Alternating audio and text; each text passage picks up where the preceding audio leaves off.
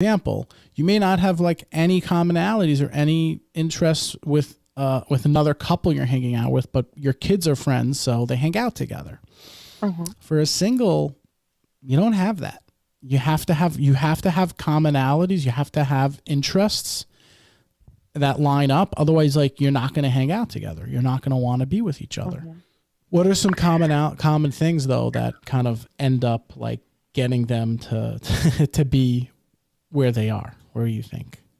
What can you give over? To me, it feels like a lot of people, a lot of us that are struggling with the pain of being alone are in some way holding a space in our lives. Are in some ways filling the space in our lives that should be filled with a spouse with a different relationship or dynamic. That space is filled. And it feels like there has to be a letting go and a cutting off, which is very, very difficult. And I can give like an example or two, because there is no space for somebody to come in to that scenario. Yeah. But the person that's in pain doesn't see it that way, and they also see it as impossible to let go. Very deep. Yeah. Very deep. Often I see people that are caring for their elderly parents, and they're single. Yes. Ooh, that's a perfect one. That's like that is one. And it emotionally and psychically does not leave space to nurture a husband and your own family, because you're in a caretaker role. So energetically, you're already in that space, connected to somebody in your feminine energy, taking care of them, connecting with them, and, whatever it is, driving them here, driving them there, doctor's appointments, making sure there's dinner, making sure they're not alone, laundry, whatever. I have singles that are caretakers. You can't separate it. It's inextricable. If you're really caring for your parents, which is a beautiful thing,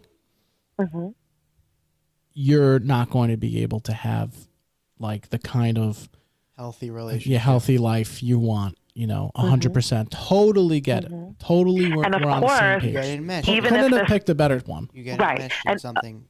Right, and of course, like, even if this person has other siblings, because they're single and they don't have their own children to take care of, and because they don't have their own spouse to take care of, and they might still live at home or nearby, they become the obvious choice. Oh yeah, just happened with a girl from me. We matched on one of the apps, and she was like Aunt Shayna. I was like, hey, nice to meet you. My name's Isaac. She's like, Aunt Shayna. I'm like, what? She was taking care of the family. And not her family, her, siblings, children. That was a full-time job. So it doesn't even have to be, they live next door.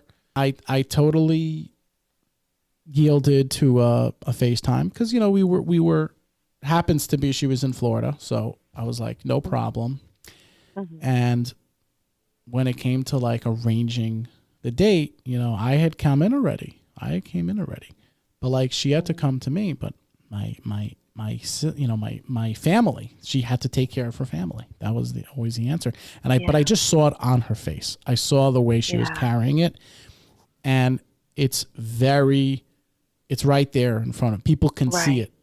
Singles, healthy-minded singles, but also not healthy. So that's the problem. Healthy and non-healthy people can see it. That's a big issue. You can see it on their face. I'm like, oh, okay. I was just, and it kind of goes into what I was saying an episode or two ago about being crap tested. Okay. Like, you're going to be crap tested many times, like a lot of, and I just had it the other day as well. Someone was asking me on a date, what's a relationship roadmap look like to you? And I'm like, well, definitely not discussing the relationship roadmap on the first date. That's how it looks to me. I love love that. I'm like, honey, I want to have it. And I told her verbatim exactly what I'm telling you. I said, honey, I'd love to we're going to have drinks. We're going to have a fun time. I'm giving you a minute to just cry and tear, whatever happens. And we're going to go big. And oh my God, I saw it on her face. Like I passed the crap test. Okay. It's called. It seems like it should be easy, but it's not. Shidduchim are tough. Just dealing with those shadchans, the awkward first date, chat, and trying to look your best on those dates. It's a whole to-do list. Now that to-do list gets a lot easier when you're getting guidance, funny dating stories, and experiences that you can relate to.